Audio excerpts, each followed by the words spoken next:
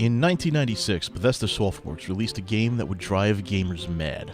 It was The Elder Scrolls Chapter 2 Daggerfall. Daggerfall is an old-school RPG. Yes, it's an open-world RPG with a pseudo-randomly generated world, but it's still old school.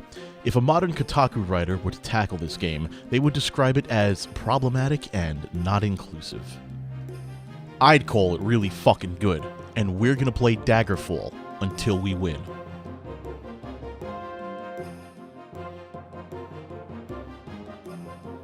Development of Daggerfall started immediately after Arena, the first Elder Scrolls game, in 1994, and it originally started out life as Mournhold. Yeah, the city of light and magic from Morrowind. Daggerfall was originally going to take place in Morrowind, but about 6 months into the project, Morrowind was dropped and the game was shifted to High Rock and Hammerfell. Originally, developers planned on letting players connect their Arena character with Daggerfall, but that idea got dropped about midway through development. Daggerfall is a bit of a departure from Arena as the game drops Arena's XP-based systems with a system that rewards players for role-playing their character. Interestingly, the Arena character creator was not only recycled but improved by implementing a GURPS-influenced class creation system. Originally, Daggerfall utilized a raycasting engine like one seen in Wolfenstein 3D and Doom, but that was dropped for X-Engine, a fully 3D engine. Why shift game engines midway through development even though the game itself really doesn't use 3D to its fullest extent? For starters, it's a lot more fun to shimmy through windows in a fully 3D world, but more importantly, Quake was set to be released in 1996, the same release window that Daggerfall had, and everybody knew Quake was coming. Now, I can't say this with any certainty, but let's do a little time travel to the year 1994. Windows 95 really isn't out yet, and you're just a herpaderp ready to enter high school as a freshman. You get a package in the mail. It has a CD and several floppy disks from some guy off of BBS. The title simply says, Quake Engine. You pop it into your computer. You're transported for the first time ever to a fully rendered 3D world with a halfway decent frame rate. This blows your mind. Now fast forward 2 years, it's 1996.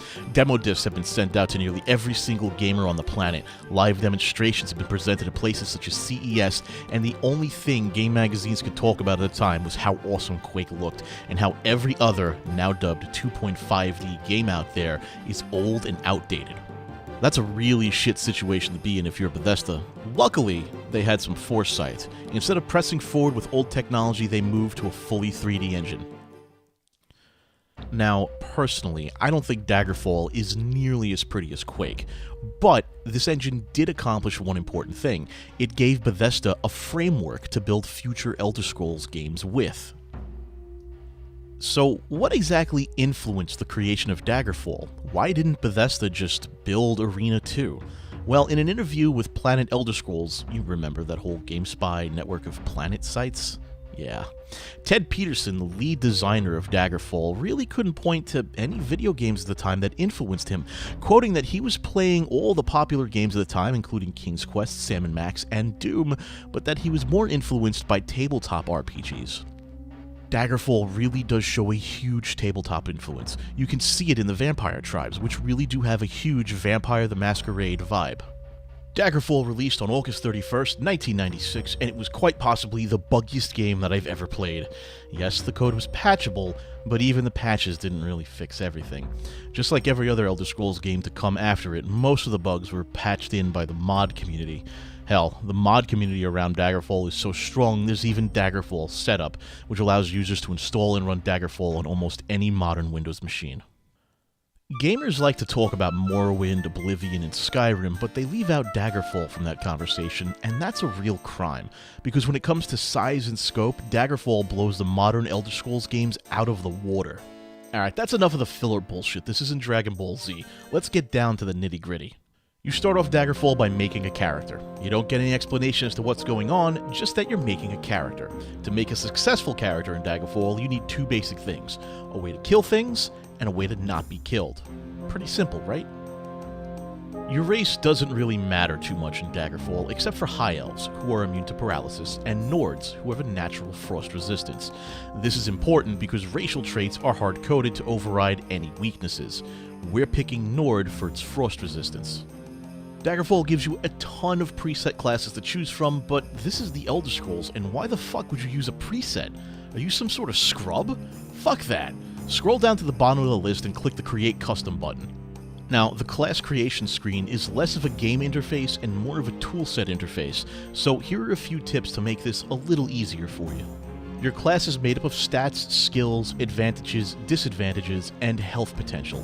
For this build, we choose Destruction Magic and Long Blades for killing things, Restoration Magic and Medical for healing ourselves, and we threw in some Mysticism so we can teleport, Thaumaturgy for levitation, Spell Absorption, and Immunities which we can use to override the disadvantages we're going to select later. So, primary skills are Long Blade, Destruction, and Mysticism. Major skills are Restoration, Critical Strike, and Medicine. Minor skills are Short Blade, Mercantile, Running, Dodge, Thaumaturgy, and Jumping. Now it's time to pick our advantages and disadvantages, of which Daggerfall allows us to have 7 each.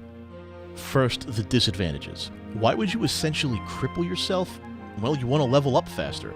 For each disadvantage you take, you'll need fewer skill ups per level. For critical weaknesses, we've taken Paralysis, Poison, Disease, and Frost. We'll also make Bows forbidden, since we have Destruction Magic for range attacks, as well as Tower Shields because their weight to armor ratio makes this useless in the game. We also forbid Orcish Gear, which is a trade-off. It's a rare, high-tier gear, but it's so hard to come by that it doesn't really affect us all that much. Now, our advantages. Each advantage makes our levels slightly harder to achieve. First, we'll take Immunity to Magic, which almost totally negates our disadvantages because magic governs all poisons, non-special diseases, and paralysis. We'll also take Immunity to Shock and Fire. Combine that with our natural Nord resistance to Frost and our Spell Absorption ability, which converts magic attacks into spell points, and we're a beast against magic users. Finally, we're going to take the increased Magery bonus to increase our spell points to 2 times our intelligence. We set our max HP gain to 15, which is the pre-endurance bonus. This number is part of the level up math, which is a random number between the minimum of 1/2 times maximum and the maximum plus endurance bonus, which means our HP gain per level will be between 7 and 15 plus our endurance bonus each level. Finally, we get to answer some backstory questions. Now, these are mostly personal preference to build your character's story, except for the question about the Ebony Dagger. If you see an Ebony Dagger, you take it. It's not only very valuable, it's one of the only early game weapons that can harm imps and Daedra. Now, as for our stats, we're mostly a melee build with some caster points.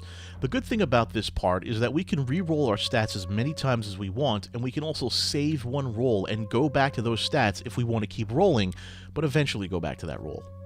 We have a goal with our rolls here, a minimum of 60 agility, which gives us a bonus to hit, 55 strength, 55 endurance, and 55 intelligence. Remember, the higher, the better. Next up is our skill bonus points. It shows the numbers as percentages, but if you're familiar with Morrowind, Oblivion, or Skyrim, you can simply instead read this as points if that's easier for you. Our most used primary skill gets enough points to get it to 35 for now, or above, and the remainder go wherever. Major should go to 30, and minors should go to 20. Once we're done with that, the game dumps us in Privateer's Hold. Welcome to Iliac Bay, adventurer.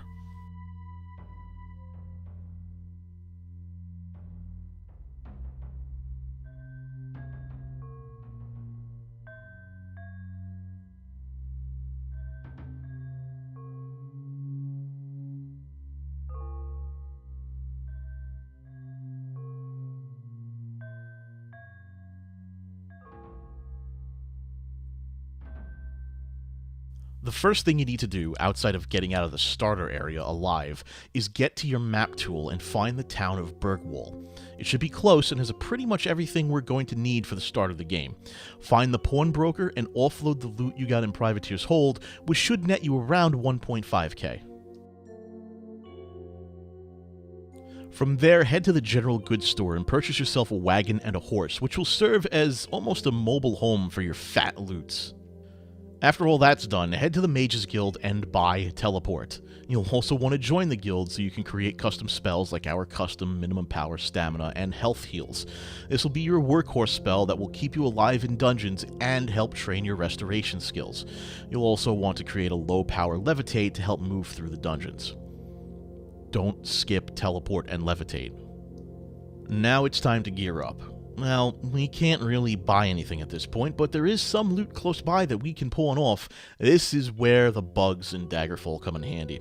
If you check out your map, you should notice a few small dungeons in the immediate area. Raid these dungeons, then raid them again. But Jason, I hear you ask, how do I raid a dungeon I've already raided? Ah, my young Padawan, you're thinking like a Skyrim player. Because of its incredible size, Daggerfall has a memory problem. Specifically, it's really limited. So, as a trade-off, instead of remembering all the dungeons and their stats, each dungeon will reset as soon as you leave it.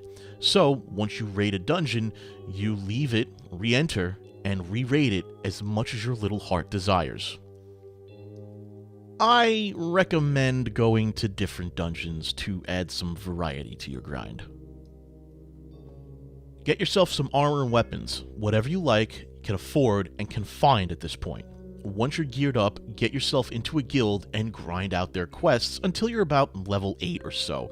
This will put us above the level requirements for about the first 3/4 of the main quest line. Let's go save Tamriel and, ironically, ultimately doom it. First up, Lady Brisena's letter. Between 1 to 2 weeks from escaping Privateer's hold, you'll receive a letter from Lady Magnificent Brisena, who wants to discuss your mission in Iliac Bay. The letter will tell you which tavern in town you're supposed to meet her in. This is randomized, so pray you don't get stuck with a town that's 1.5 years away. You should go meet her right away. Taking too long to meet her will prompt 2 more letters to come, and after that you'll lose 15 reputation points with her. Once you meet her, though, you can continue the rest of the main quest at more or less your own pace. So you meet with her. You find out that a courier from the Emperor may or may not have made it to Castle Daggerfall, and she wants you to check it out. Now, the main quest can be done in any number of ways. The way we did it was only 1 iteration, and each iteration has a different starting point, and there are some branches that can be skipped entirely. The way we did this quest isn't the most efficient and fastest way to complete Daggerfall, it's just what we chose to do. Also, it filled in all the time while we waited for other letters to arrive. We start off with Princess Morgiah's wedding, which is started after visiting Lady Brisena and reaching level 3. Some random time after those 2 conditions are met, you'll receive an invitation to Castle Wayrest. Travel to Wayrest and you'll find the castle at the northern end of town. Head to the throne room and you'll find Princess Morgiah, who has an offer for you. Get a letter to a bunch of necromancers and a reply from the King of Worms. In exchange, she'll give you information about the Emperor's letter. By the way, don't refuse this offer. If you do, you cannot complete the main quest. So, you need to go to Scourge Barrow, a dungeon that appears as a small castle in the wilds. Its entrance will be on the north wall of the central building. There are some powerful enemies in this dungeon, at least for level 3. Technically speaking, this dungeon is classified as a crypt, which means a whole bunch of undead creatures. In addition to rats, giant bats, and spiders, you'll come across skeleton warriors, zombies, ghosts, mummies, wraith, vampires, ancient vampires, liches, and ancient liches. The good thing about this dungeon, though, is that it's marked as peaceful, which means the enemies in here won't attack you unless you provoke them first, so don't be stupid. You'll have to navigate the dungeon, which can be a little tricky, but just keep a notepad nearby to map it out, and you should be able to find the King of Worms and give him the letter. He'll say, "Very good. If you are not rewarded with death by the loyal servants of the Barrow, give this note to Princess Morgiah, please." What a prick. I recommend leaving this dungeon via recall or using levitation to get out. You can also touch the tapestry by the King of Worms, which will grant you a temporary levitation effect. From there, return to Castle Wayrest. Morgiah will be pleased as punch now that she's going to be Queen of Firsthold. She tells you that Gortwog, a warlord of the Orcs, bought the letter from the Thieves Guild, who stole it from Queen Abuki, who is naive and who really cares about gossip? The game is incredibly detailed, and if you really want all of the hot, juicy gossip, you can go play it and figure it out yourself. Alright, the next quest we got was for the missing prince. At or around level 5, you can receive a letter from Prince Lohoton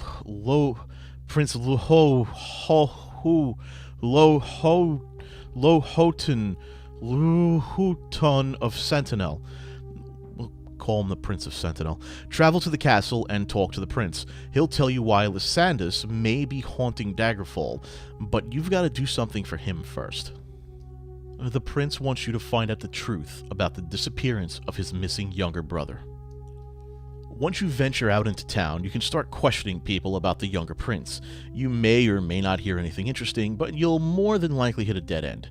That is, until several days later when you're approached by a thin, frail woman and she hands you a note. This note will tell you to go to a tavern in a town.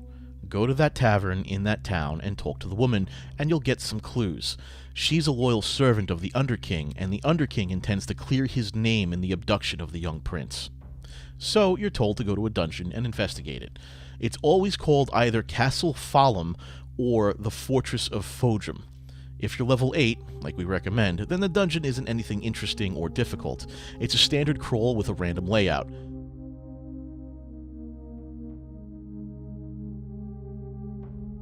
The only thing that's different is at the end of the dungeon, you'll find a piece of parchment titled Death Certificate. Read the Death Certificate, and it will detail that basically the king is a fucking cunt who had 2 men kidnap his frail son and seal him in an undead-infested cavern. Ugh. Return to Castle Sentinel and deliver the note to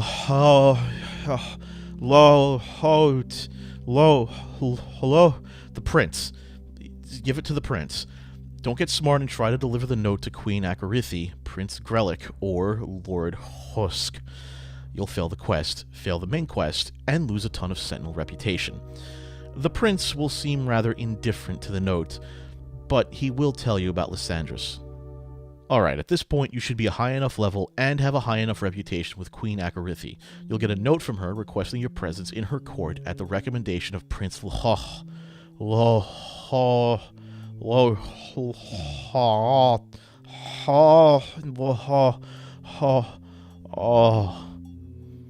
Travel to the city of Sentinel and go to the garden in the back of the castle. Take the elevator in the room to the right wall and follow the hallway to the throne room. The queen will ask you to recover a painting in Castle Wayrest, which was an heirloom of King Lysandris. In case you have not figured this out, don't not take these main quests.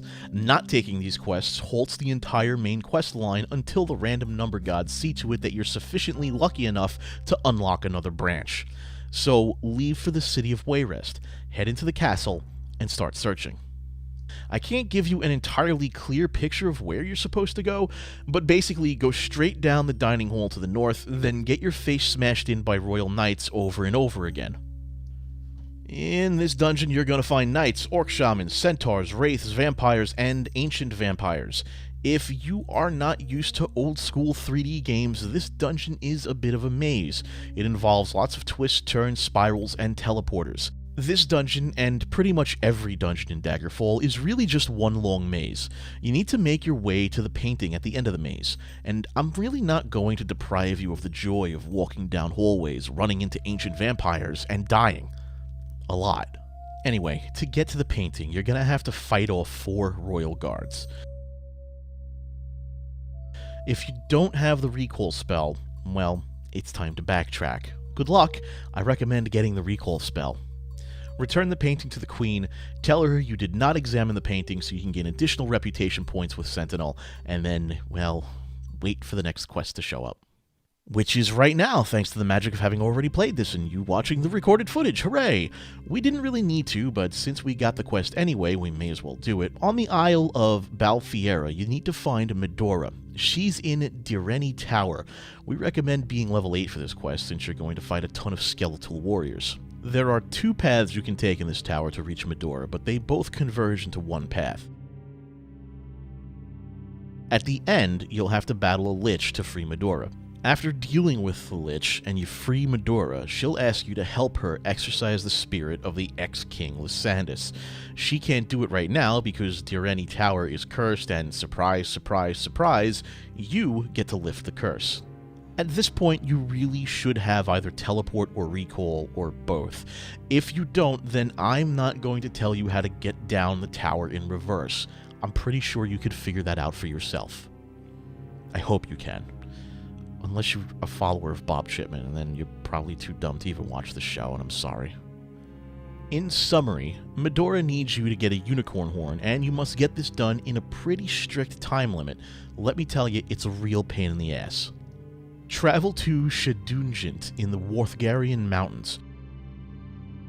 Enter Shedungent, and almost immediately in front of you will be a banner for Daggerfall. Click on it. Type in "Shut Up," which will open the throne room. Enter the throne room, kill the 2 monsters, then go through the north door. Follow the long, winding path. Eventually, you'll find a torch at the end of the path that you can pull, which will open yet another path that you'll follow into another room. There's a secret door here that you can open and grab the unicorn horn from. Ha! Take it back to Medora, and you'll get a random magical item for your efforts. You'll also gain some good reputation with the Isle of Balfiera, which will come in handy later. Now, assuming you're level 8 and are not actively hated by the agents of the Underking, and you found the Wayrest painting for Queen Akorithi, you'll receive a letter via courier. It'll tell you to meet them in a random tavern in a random town. By the way, the town name is only named in this letter and not in the quest log. You'll probably want to write down just where this asshole is, or record this footage for your own shitty YouTube video and play it back later because you forgot, like Adam did. Also, the town will always be in the Kingdom of Sentinel. If you're not in Sentinel, you'd better haul ass because the agent will only wait 1 month for you to show up. Once you do show up, he'll ask you to help the Underking with a task against the Necromancers. Well, the Blades, really. The agent states that a random magical item of some value was taken and cursed by the Necromancers and given to the Blades. Quick backstory, since those of you that have played the modern test games will recall that the Blades are kind of important.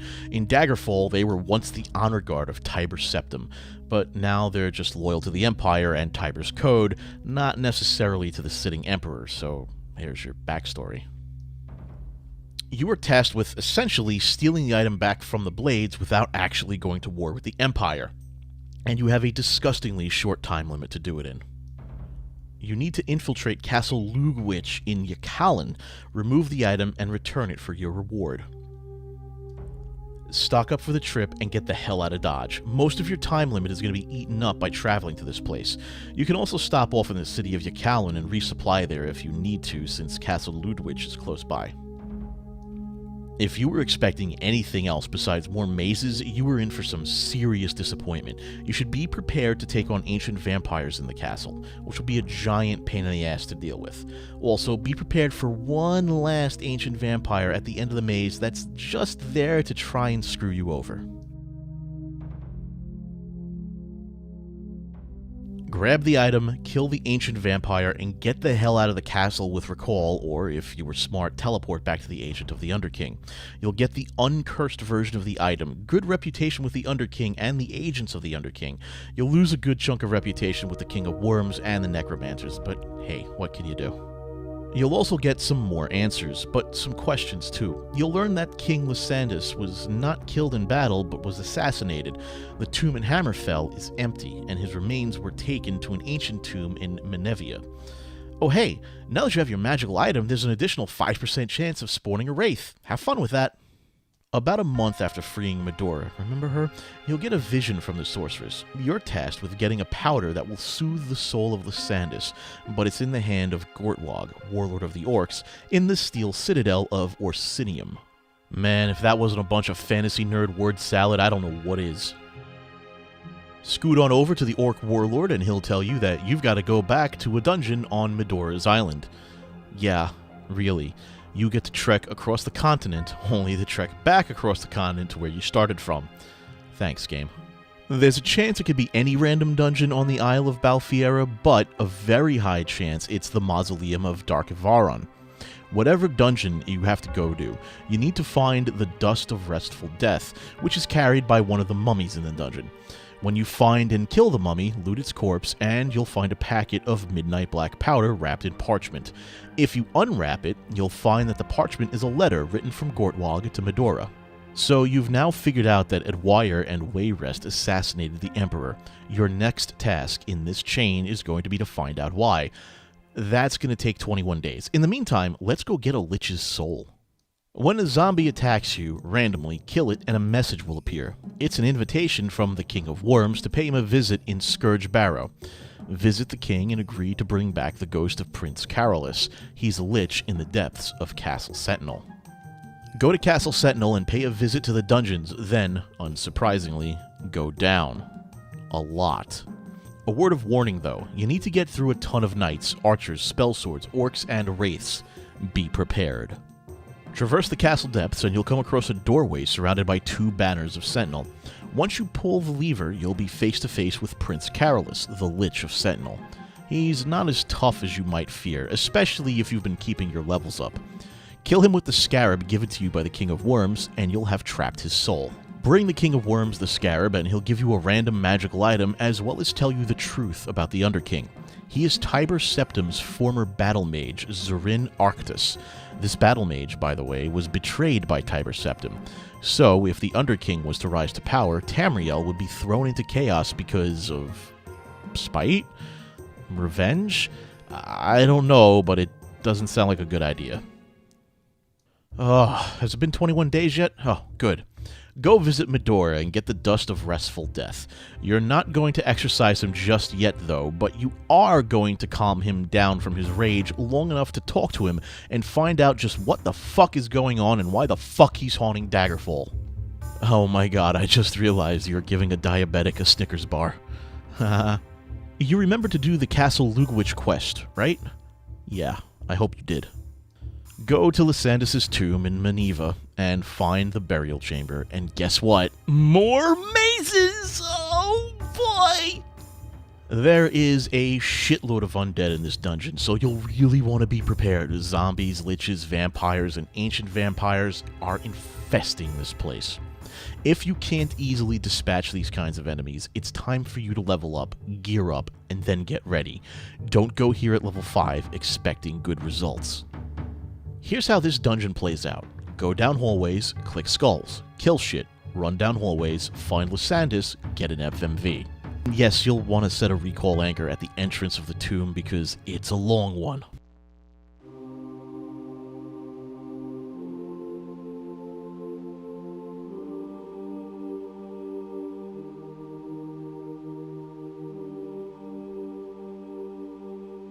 You soothe my rage. I do not seek to be placated. I seek vengeance upon he who slew me. If you would truly lay my spirit to rest, be the instrument of my vengeance against Lord Woodborn of Wayrest. Okay, cool FMV. So, it was Lord Woodborn that betrayed the King of Daggerfall. At this point, you should have Woodborn Hall in the Kingdom of Wayrest marked on your map. Travel there, and kill many things. You need to do 3 things here. Kill Lord Woodborn, take his diary, and get out alive. First things first, you need to get access to Woodborn Hall. If you can levitate, and if you can't, you need to go back and rewatch the entire video and stop being a fucking scrub, you'll be able to levitate to the top of Woodborn Hall. If not, you need to fight your way up through Castle Woodborn. This entire place is considered a human stronghold, so you're going to be facing most of the classical human enemies, including archers, barbarians, knights, nightblades, rogues, spell swords, warriors, centaurs, orcs, wraiths, and vampires. You may also run into grizzly bears if the game hates you. Finding Lord Woodborn is pretty simple. You essentially go north from Woodborn Hall until you come into a fork in the road where you'll take the southeast fork and find Lord Woodborn, who is a knight. Sometimes Lord Woodborn is actually Lady Woodborn. Random enemy generation is weird in Daggerfall, especially when everything in the game refers to him as Lord Woodborn, but hey, whatever. Upon meeting you, he will gladly admit to killing King Lysandus, because good villains tie up loose ends like that. Lord Woodborn is a special kind of knight who will cast Reflection, Shield, and Heal on himself as soon as the battle begins. Whatever you do, don't start off using magical items or destruction skills on him since it will just get healed back and reflected back at you. You're going to have to do this the old-fashioned way. Stabby, stabby, stabby. Or explosions. You can just wait for Reflection to wear off.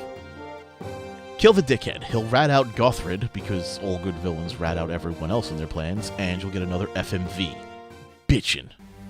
King Lysandus is at last able to rest. The wraiths and ghosts of his loyal soldiers vanish as the soul passes to the underworld, leaving the city of Daggerfall to the living. After Syndasa's quest, head to Mynisera at Castle Daggerfall. She'll say that she was never delivered a letter from the Emperor, and then ask you to investigate Obki. Accept the quest, but have a little tact. Don't question Obki directly. Instead, leave the castle and go to the random town that Mynisera told you about, and ask around to learn the location of the building you're supposed to visit to find an agent. Once you find your contact, speak to him. You will then find one of the most tedious quests in the game. Find the courier in a palace of a random town in a random time limit. Oh joy. Yeah, you're not actually supposed to find this person within a certain time limit, but at a certain time. The courier will arrive there at a specified time and day. Talk to them, and you'll find out that couriers aren't the brightest punch in the lot. They delivered the letter addressed to the Queen of Daggerfall, who was, when it was written, Mynisera, but was Obki by the time the courier arrived. Hooray for stupid people. Report back to Mynisera and you'll gain a boatload of reputation. At this point, you should have all of the requirements for the next quest. Go visit Mynisera again after learning that the missing letter is in the hands of Gortwog of Orsidium. For whatever stupid political reason, and all political reasons are stupid, only Mynisera can take this treaty with the orcs. Agree to help her and travel to the Orc King. The orc, as typical for orcs, is busy being a dick and says you can go find the letter yourself through Orsidium. You'll have to slaughter every type of orc ever to get there, though. And yeah, there's more mazes. The good thing here is that you'll run into a lot of orc shamans, which, if you have spell absorption, will keep your spell points topped off. You'll find the letter on a pedestal in the middle of a pit. Grab it and get the fuck out. Bring it to Mynisera. As a side note, I actually have no idea how to pronounce this woman's name. Mynisera? I just don't know. I've never had to pronounce a name like this before, and I apologize. Fucking we're finally here. After doing all 3 main quest lines to bring you this video footage, we're at the point where all 3 lines converge. Lady Bree Sienna will send you another letter. You'll have to go to a random tavern in a random town in one of the regions. Depending on which of the last main quests you completed will determine which region you have to travel to. Once you travel to her, Lady Bree Sienna will implore you that the Blades and the Emperor need your services once again. The Blades mounted an assault against Woodbourne Hall to acquire the totem of Tiber Septim, except the totem was not there. She thinks Gothrid has the totem and the Blades don't have the manpower to assault Castle Daggerfall head-on. Somehow, in her drug-influenced stupor, she thinks you'll be able to mount an assault against Castle Daggerfall on your own. Somehow, through the magic of RPGs, you will. By the way, what is it with these fantasy games thinking that your single solitary ass will be enough to mount an offensive against an entire castle? It's a little weird, right? As a word of warning, if your reputation is high enough, the Underking, Gortwog, King Edwire, Queen Akorithi, and the King of Worms will all implore you to give them the totem. If your reputation is too low, they'll send thugs to kill you or steal the totem from you. It's time to go to Castle Daggerfall and wreck some shit. Start off going through the southwest door of the throne room and follow the hallway. Then it's time for more Daggerfall dungeon maze. Your goal is to hack your way down to the treasury, a huge cube with 12 chambers hovering in the air with an army of knights and battle mages protecting it. The treasury has a lot of treasure in it, but only one room will have the totem. Of course, you need to be able to get into the treasury to begin with. That means going down into knee-deep water and use the southeast passage in the water to get to a hand wheel, killing the ice Atronach in the process. Turn it, then return to the southwest passage. Pull the right chain to get some temporary water breathing, and either the middle or left chains to get to the top of the treasury cube. Once you are at the top of the cube, go inside and pull the blue lever in the middle of the room, which will lower the blue bars. The totem will be in the middle of the northwest chamber. Grab it and make your escape, or hang around and loot the place if you think you can live long enough. If you don't have recall at this point, then you are an idiot and I can't help you. As soon as you grab the totem, every single guard in the castle will be hostile towards you. I recommend not being here when that happens. Now it's time to take a side and put future events into motion. You have a year and a day to hang on to the totem, and depending on who you pick, you'll get a different reward. Akorithi will give you 100,000 gold. Edwire promises gold, but tries to kill you with battle mages instead. Gortwog gives you Chrysamere, the Sword of Heroes, and Adamantium Claymore. Gothrid gives you 10,000 gold. The King of Worms gives you an insane amount of fame. The Underking gives you the Necromancer's Amulet. Lady Brisiena gives you the Warlock's Ring. Once you make up your mind, Nulfaga will contact you in a vision asking you to visit her at Castle Shadungent. So go to her. I mean, why not? At this point, you've uncovered who's murdered the King of Daggerfall, got tied up in a complex political power move, and handpicked the new ruler of the Empire. You may as well keep listening to the voices in your head. A word of caution, make sure you're ready to fight the highest level monsters in the game before you talk to Nulfaga, because once you start this quest, you won't be able to return here before you finish. I recommend a powerful way to heal, good ranged attacks, adamantium weapons, and the ability to levitate. Reflection is also a must-have. Talk to Nulfaga and you'll find yourself teleported to the Mantellan Crux, which is a giant puzzle inhabited by vampire ancients, ancient liches, Daedra lords, and just about everything else on the totem pole of bad. There are 6 different parts to the Crux, and look, the entire place is a giant maze. I'm not going to give you a step-by-step of what to do here because it's the same thing as before, a giant maze with loads of monsters between you and the end. Instead, let's cover the important bits you may miss. First off are the 3 floating islands. As you can probably guess, this is going to involve visiting all 3 of the islands, flipping hidden switches, and unlocking the next portion of the puzzle, and you'd be right. Once you go through the maze, pulling levers and levitating along the way, you'll unlock the Great Pyramid. Head west, take the elevator down, follow the floating platforms, take out the island of vampires, and float up to it. There will be 6 gravestones. If you click on the white one, you'll get a clue about something called the Benefactor. Ooh, I wonder what that could be. Now, gravestones 1 and 4 will give you a groaning sound. Levitate down to the graveyard island. Since you click the gravestones, the bars are lowered on the cavern on the side of the island. Go there and pull the lever. Now, take the floating elevator platforms down, then back up to the top of the pyramid. There will be an ancient lich at the top of the pyramid. Kill the ancient lich at the top of the pyramid. Then return to the lantern and head northeast, entering the now open doorway. There will be a guy blocking the path. Don't bother trying to kill him. He looks like a member of the Dark Brotherhood, but really isn't. Talk to him and he'll ask you to speak his name. Type in Benefactor, and he'll grant you passage to the trap door at the top of the pyramid. Go to it and take it down. From here, it's standard Daggerfall dungeon crawl until you find your way to the shrine and the Room of Fire. You'll eventually find yourself in a room with 8 doors. Behind most of them are enemies, including vampires, a harpy, and a Daedra seducer. Take care of all of them. Don't touch the second door to the west-southwest. It's a trap that will send you to a room filled with orc soldiers.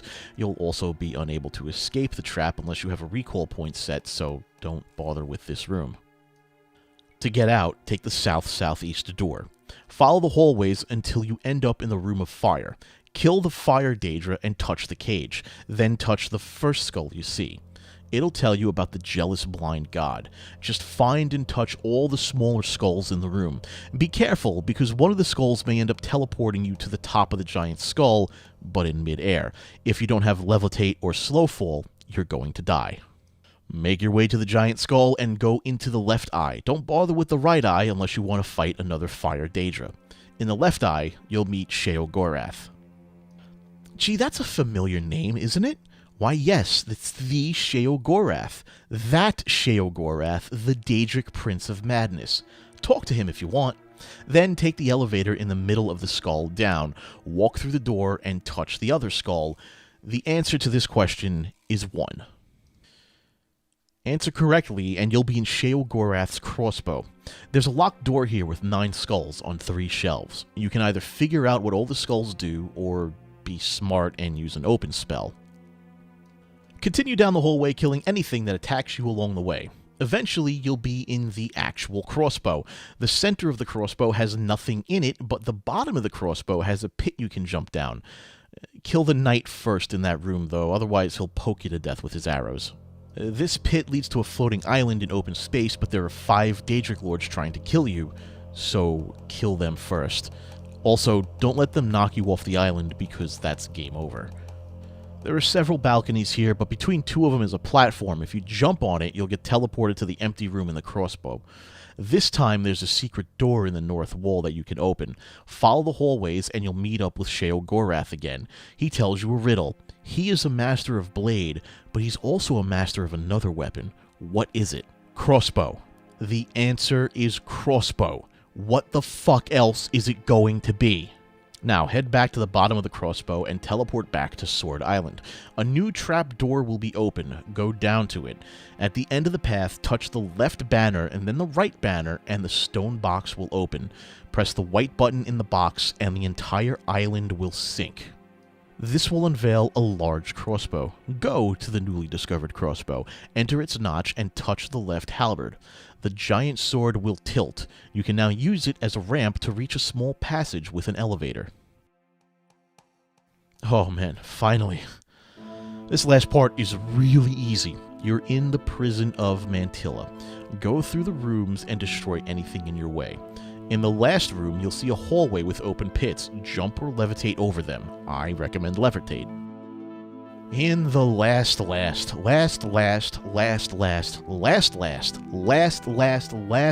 room, you'll come across a gateway that houses a shrine with no path leading to it.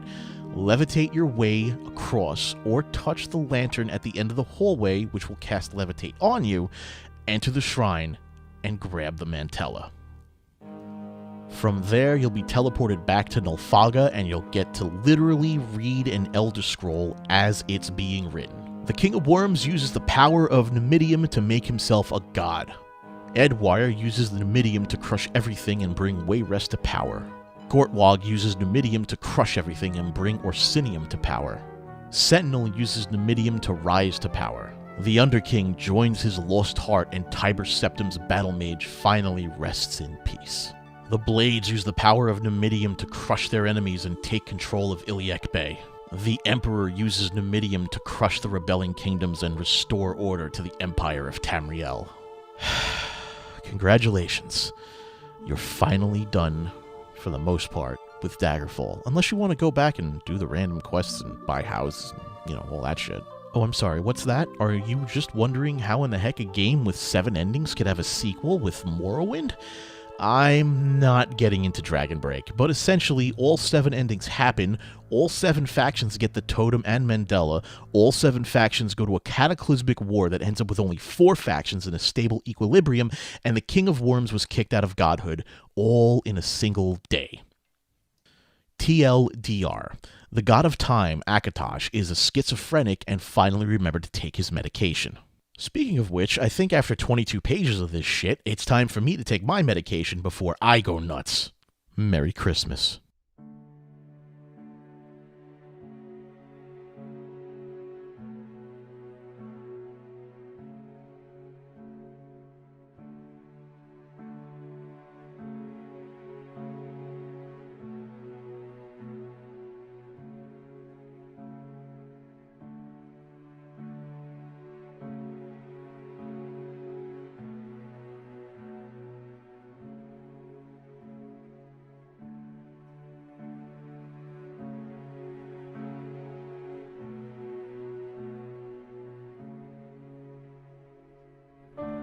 Why am I still here? Just to suffer? Every night I can feel my brain and my arm, even my fingers.